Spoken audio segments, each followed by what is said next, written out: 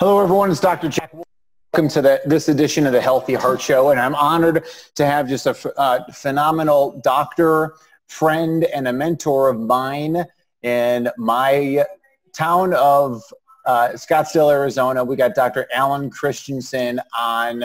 Dr. Christianson, as I said in the intro, is just a total authority in the space of health and wellness, and he's written books, and he's got a very busy, thriving practice, and the partners, and just such notoriety, and he's been on all these different national TV shows as well, and really just a leader in the holistic health space. Dr. C, as he's affectionately known, great to have you on. Great to see you.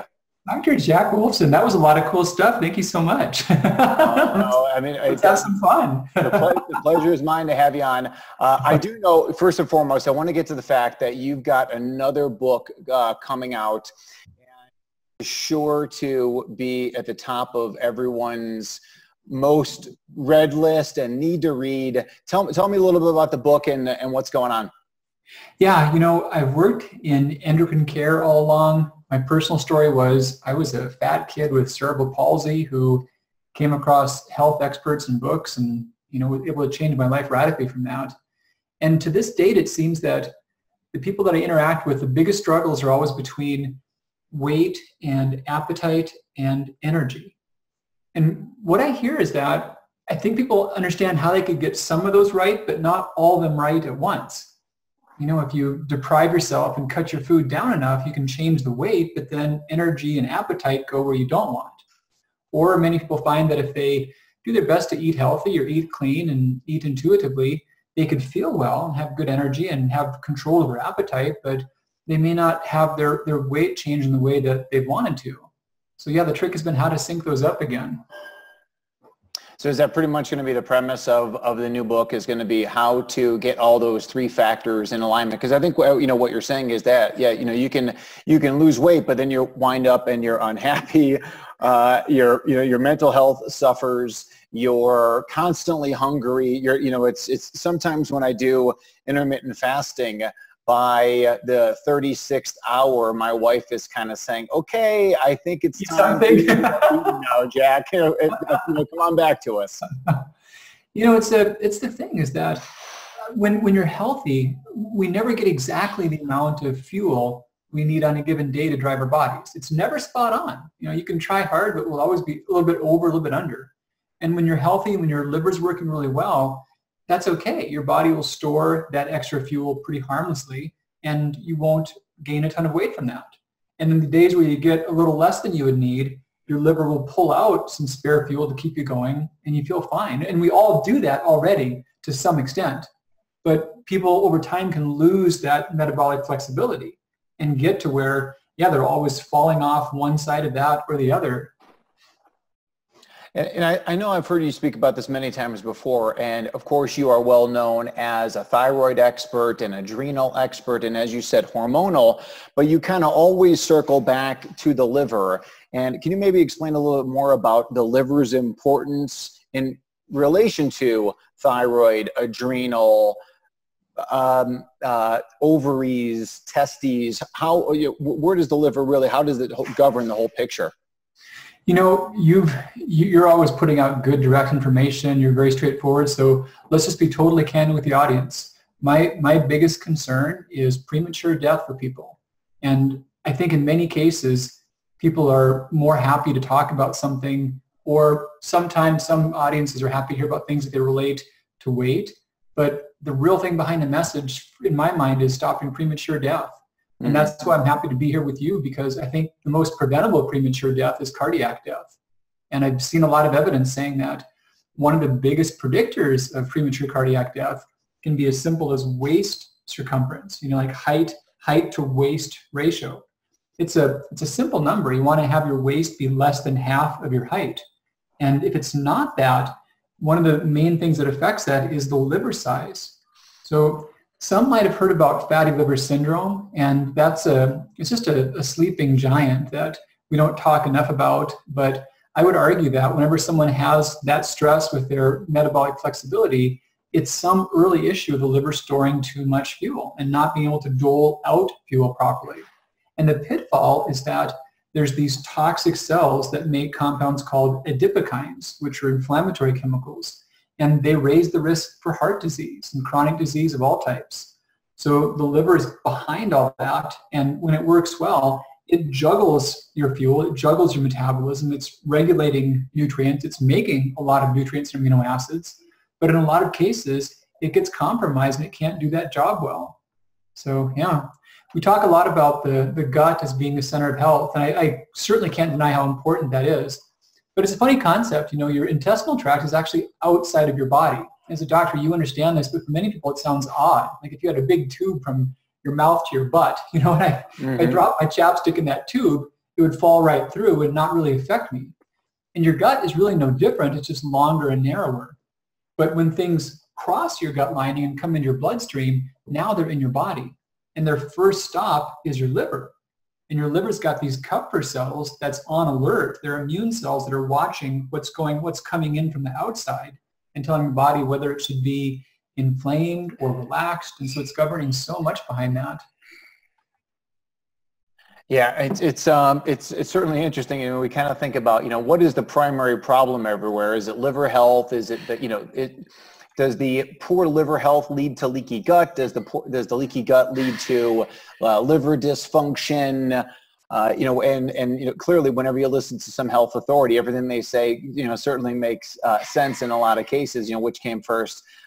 Because a lot of things that I've read is that food items such as gluten, for example, are not a problem for someone that has a healthy liver and therefore healthy lymphatics surrounding the gut and the gut drainage.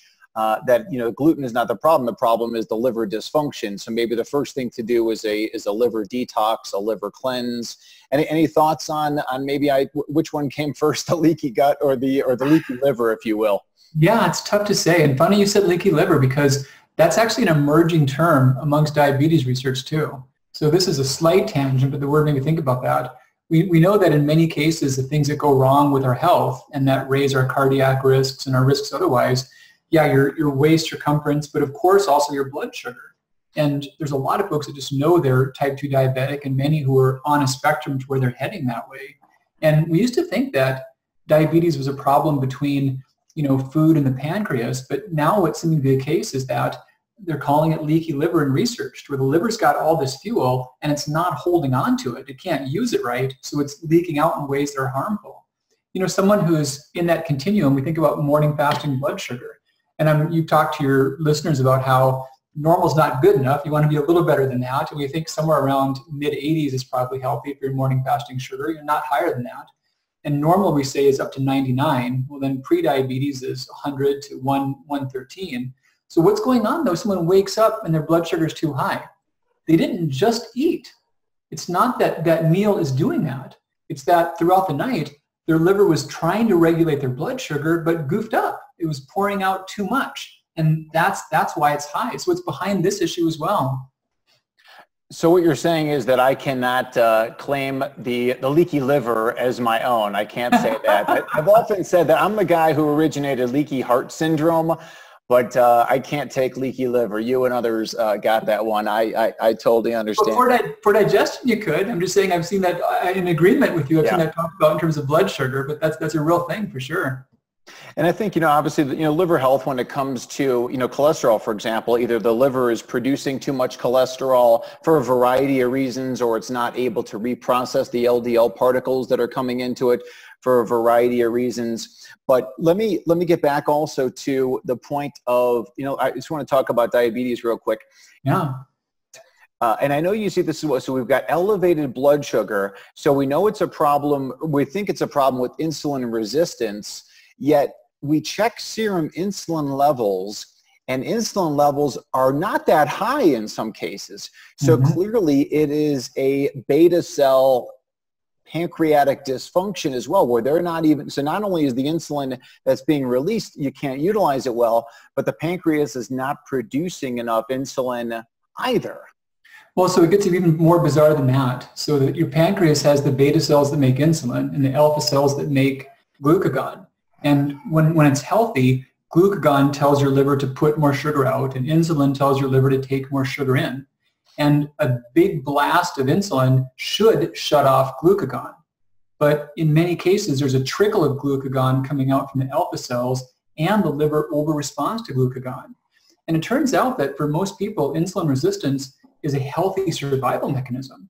So I'm looking out the window and there's like Sky Harbor Airport down there. And I think about like, you got a traffic, there's a lot of planes, too many planes, the runway's busy. And they say, yeah, just stay in the pattern, you can't land. So that's how I think about insulin resistance. There's too much fuel in the liver, the muscles, or in the tissues. Your body can't process it. So you say, hey, keep those planes in the air. So you're leaving all that stuff in the bloodstream, which is not good, but it's better than jamming it inside of your cells and killing all your mitochondria. So yeah, insulin resistance is a healthy adaptive safety mechanism from a problem of fuel overload. So in that yin and yang of glucagon and insulin, is that really the issue? Is that there's this circulating high glucagon levels that are going on, like you said, like just trickling out of the glucagon for maybe some reasons you can allude to, and that circulating glucagon is shutting off insulin secretion from the pancreas? Well, in a healthy model, when the fuel states are lower, then the burst of insulin does shut off glucagon. But it's really all adaptation. The body is just working with too much fuel in the tank. So when there's overloaded fuel, the body doesn't respond or over-responds to glucagon and doesn't properly suppress it. But that's not a mistake. That's also a strategy, because there's just too much fuel in the liver and it's got to come out.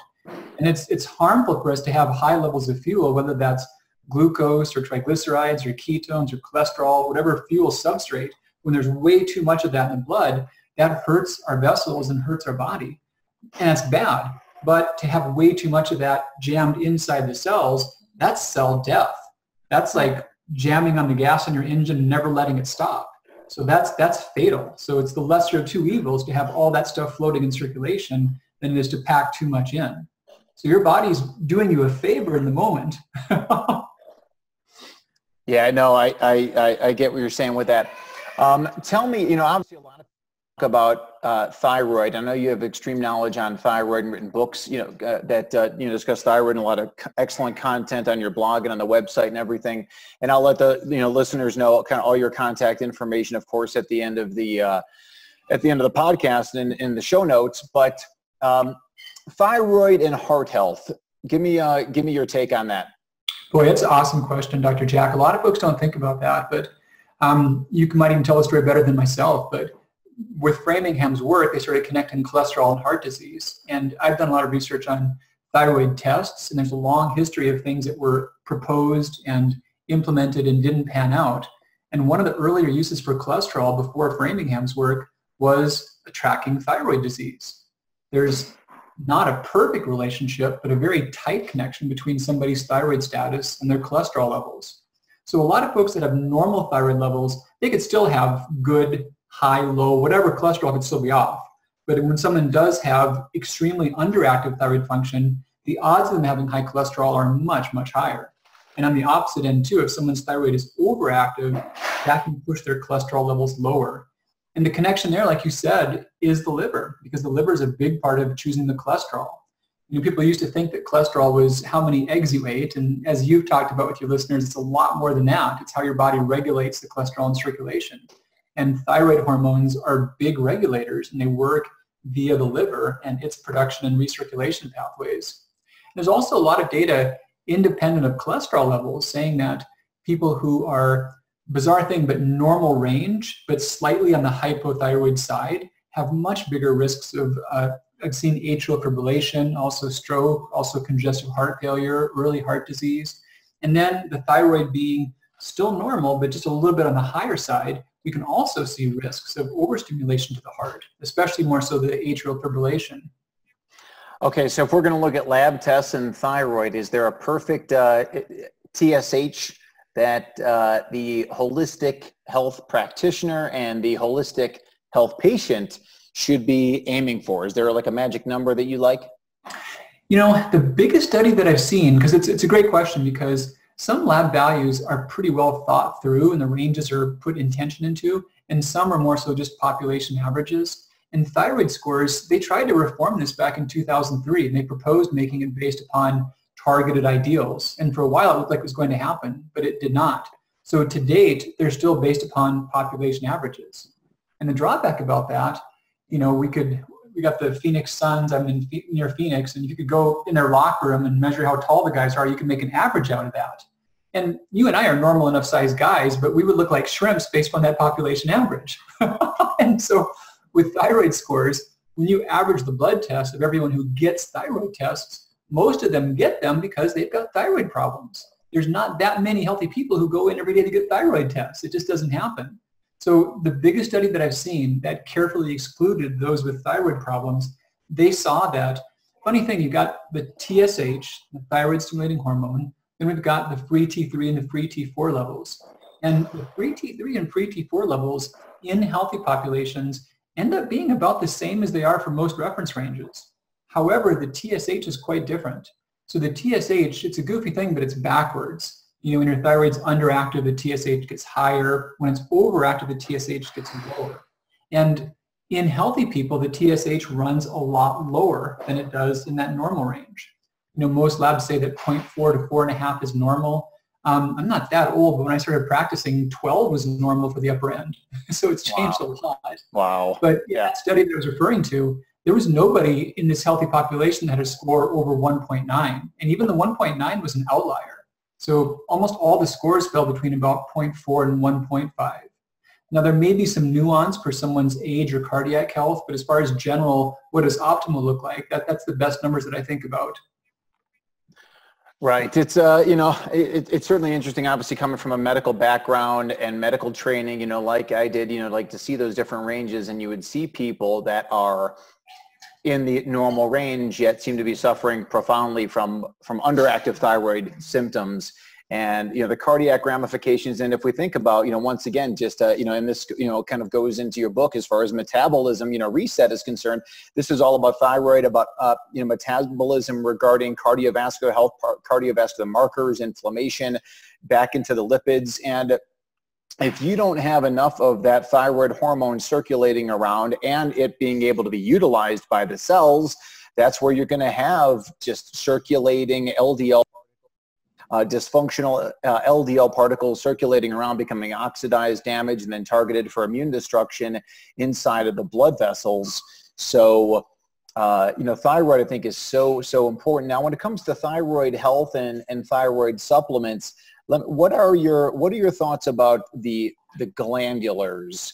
And I guess my thinking before I ask you to chime in is that, and I could do this because it's my show, right? So before I ask you, thyroid, our ancestors used to eat the glands. Like, you know, animals in the wild would eat the glands, and now nobody does. I can stand up there and you can stand up there on stage and say, hey, we need to eat, you know, thyroid and thymus and adrenal and kidney and heart, yet people aren't necessarily going to do it.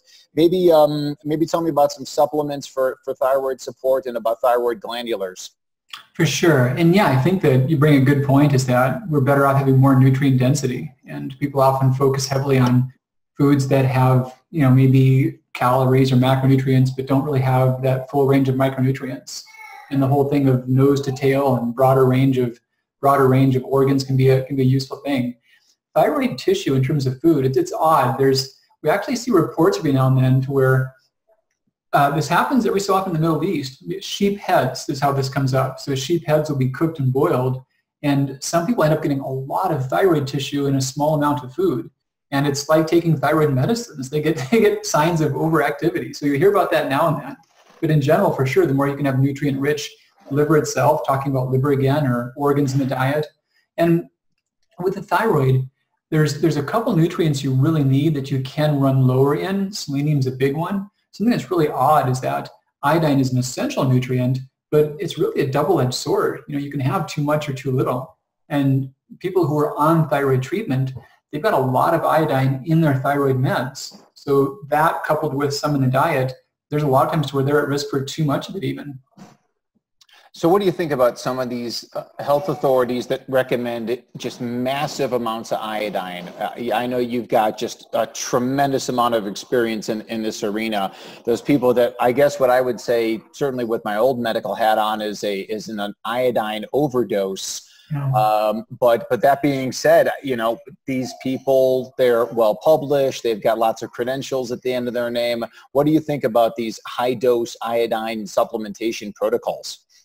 You know, it's sad, but I've learned about them because of all the people that were pushed into more obscure forms of thyroid disease and came to see me because of their high dose iodine supplementation, and ended up doing tons of research and education with doctors on these topics. And, you know, there's many that have taken high dose iodine and not been harmed for sure. You know, most smokers don't get lung cancer, but it's clearly a risk factor. And I don't know, this is a hard thing. It seems so intuitive that if your thyroid needs iodine, then more iodine must make your thyroid better. But the body is so complex and so self-regulated. We always talk about like this C-shaped curve to where more of something can do something different than what a little can do, and then more or a small amount might act completely different. So in the case of iodine, I think about it like you got a circuit breaker in your house. You know, you've got to have 15 amps going through the wiring. I'm not an electrician, so that might be totally goofy, but say so 15 amps. Well, I guess the good thing is I'm not an electrician, so I'm not going to understand what you're saying. So I'm gonna go with it. Well, don't anybody build their house on my advice, and then we'll be good. So if the 15 amps are gone, your lights are out, right? You got nothing going on. But let's say that same circuit is now got 100 amps. Well, you blow the fuse, and that fuse is there so you don't burn your house down. And your body has a thing called the Wolff-Chaikoff effect in your thyroid. Now, if you didn't have a fuse, and for some reason you got a lot of iodine, you would just pump out so much thyroid hormone that your heart would quit. And that's obviously, of all the things your body can triage, that's the last thing it's going to let happen. So rather than get so much hormone that it hurts your heart, you just shut off your whole thyroid. And it's off for weeks at a time. And even in the case of, there's a thing called Graves' disease, which is where the thyroid is overactive. And the most severe version of that is hyperthyroid storm. And the only way you can stop the thyroid when it's that overactive is by giving megadose iodine. So it's really well established that above some threshold, it actually stops the thyroid. What, in your opinion, what is the reason for, I guess, the thyroid crisis that's going on right now? Why so many people suffer from thyroid dysfunction? Yeah, great question. And the nuance always comes up is, do we have more of this? Is there more awareness? Are we diagnosing it better? And we've got a lot of numbers on autoimmune thyroid disease and also thyroid cancer. And thyroid cancer has tripled in the last 30 years. And new cases, not better diagnosis, but definitely new cases. And autoimmune disease across the board is going up radically. And we don't have definitive answers, but your thyroid seems to be a canary in the coal mine in the story of environmental intoxication.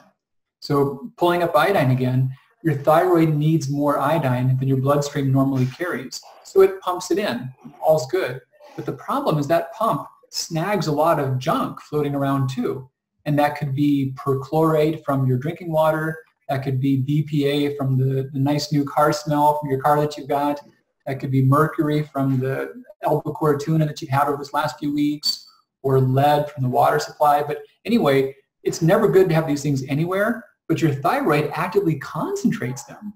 And so the cycle is that there's some level of genetic susceptibility towards autoimmune disease, then you've got some junk in your thyroid, and then something stresses your immune system. That might be exposure to mold, or that could be another airborne allergy, or an acute infection, Epstein-Barr, hepatitis C. So now your immune system's amped up, your thyroid's kind of dirty and funky, and you're genetically susceptible to this, and you start attacking thyroid cells. So that's how the cycle all pulls together. And yeah, we think there's more disease because we've had more environmental exposure. And it's a pretty slow process. It's pretty much like something that comes on most commonly for us in 30s, 40s, 50s, 60s. So we look back at what exposure we had 30, 40, 50, 60 years ago, and we're just now seeing the tip of the iceberg as far as how that plays out in thyroid disease. Well, that idea of the thyroid being the canary in the coal mine, and wow, that's really just fantastic analogy. And really, it's just, how often do we hear this in the from the mainstream medical doctors that, oh, well, our diagnosis is getting better, whatever the subject is, whether it's thyroid cancer or autoimmune, we're just better at diagnoses. It's like everybody refuses to admit that we're being poisoned from our environment and our lifestyle. But you're right. I mean, I know you've seen this as well. Just the amount of young women with thyroid cancer is absolutely scary, and think, oh, well, we're just better at diagnosing it is just craziness. You know, one thing I know that my wife and I always get on is people, of course, using chemicals on their neck, whether it's you know, perfumes and colognes, and how do, you know, does that, you know, get into the thyroid? And I understand, obviously, the capillary drainage of the skin may not take it, but let's just say that there's got to be some amount that's there. The other is that as a huge proponent of sunshine, like I am and you are, and that's, you know, one of the reasons why we live in Arizona versus you came from Minnesota. I came from Chicago. The reason why we live there is, you know, is the importance of getting sun on that thyroid. Energy from the sun, get in there and jazz up the mitochondria and make those, you know, the fuel pumps create the ATP and all the magic that the sun does directly on that thyroid. Yeah, for sure. That's all good stuff. So tell me, come on, tell me more about the book. The Metabolism Reset Diet is coming out. And tell me about it. Where is your next bestseller? Where are we going with this? Well, I'm pretty excited because people have thought forever that they've got to live as dieters and that this is just what their lot in life is. And so the message here is that you can make a change in your body. You can flip a switch and have things work differently. And, you know, I would never advise anyone to eat junk. You know, your diet is always huge and important, but you can reach a point at where you don't have to micromanage every bite. You've got some leeway. I mean, eat healthy food, stick with the things Dr. Jack is telling you about, but you can reach a point at where if you have a few bites more, a little more here, a little less there, it wouldn't have to affect your weight, your waist, your size. And that's the real promise and the transformation behind the book, is getting it to where you've got not so much like just a ramped up metabolism, but a healthy, flexible metabolism that can maintain waist size, energy, and give you a reasonable appetite. So the book has a 4-week program that walks someone through how they can take their bodies and understand if this is relevant to them, and then come out on the other end to where they got that leeway back. Typically, it's really targeting waist loss as much or more than weight loss. And that seems to be a better predictor of health outcomes, you know, cardiac health and better longevity. And people often have a lot of weight loss too, but my real excitement is when they tell me that, yeah, I was down like 3.5 inches over the course of 28 days. I'm like, wow, that's huge, because I know that what that means for the long-term health and the long-term arc of their life. And then afterward, they can have good foods and not be as stressed and not living life like dieters anymore. And to be able to have better variety of healthy, good, clean foods, it's a beautiful thing to see. You know, we kicked it off, first off, for treating diabetes in our practice. And so many had the side benefit of this whole reset to metabolism. We would watch, we measure resting metabolic rate, and we saw that shift, and it got to be a popular thing amongst the staff and patients who were not diabetic. And we realized, look, this is something that a lot of people struggle with, if they're aware of fatty liver or not. If your waist is more than half of your height, this is probably happening to you. And if your appetite and energy and weight don't sync up, this can be one of the big reasons why, and you can change that. So, and I love that, obviously, as far as the importance of waist size as opposed to, you know, weight and weight loss. We're looking at waist loss. And I mean, obviously, because we've all seen people that, hey, I'm following the plan, I'm doing great, but I'm not losing weight. Well, what they're doing is they're gaining healthier, body morphology, and therefore, the weight may stay the same, but the waist decreases. So how do people follow their waist? Is it as simple as like my jeans are, smaller size, or are you recommending people get the tape measure out and take a look? Is there, I'm sure you make some recommendations in the book as far as how that's all going to be monitored, right? I think it's super important. You're spot on. And in the book, I encourage people to track some metrics. One of them is actually resting heart rate too. I'll come back to that in a second because this is all your field, but the protocol there is, our adult height doesn't change a lot, so you probably know your height pretty close off the top of your head. It might have changed since you measured it, it's been a while, but know your height. And then your waist, wake up in the morning, have a good bowel movement, empty your bladder. Before you've had food or anything, let it out, take a deep breath in, don't hold your belly in, and just measure your waist circumference right around your belly button. And use that number and compare that to your height. Now, the other thing I have people track, and we see change during this for many, is their resting heart rate. And in a lot of cases, cardiac stress, you can back me up on this, can be from just stress through the liver. So your body is pushing your blood out and it's going everywhere and then it's coasting back. But in that coasting back, your liver's a bottleneck. And so those that have out and out liver disease, we can see that there's a lot of back pressure and veins can form and whatnot. But for many that are not at that point, there's still enough fuel buildup and physical structural change in the liver to where it ends up making their heart rate change. And there's poor lymphatic return as well. So we'll see a real good shift for those who have morning heart rates, resting heart rates that are not as low as they ideally would be. I've seen a lot of data saying that that's also a big predictor of just long-term mortality.